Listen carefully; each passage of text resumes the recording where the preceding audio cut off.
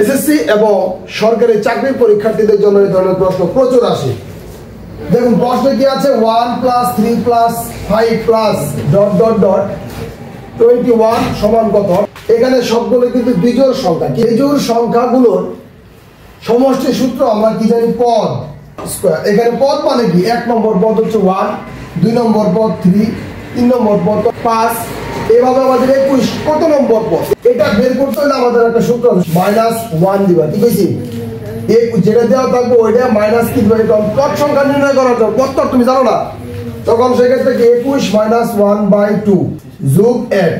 21 থেকে যদি আমরা 1 বাদ দিই কত হবে, 20/2 প্লাস 1, 10 যোগ 1 সমান 11।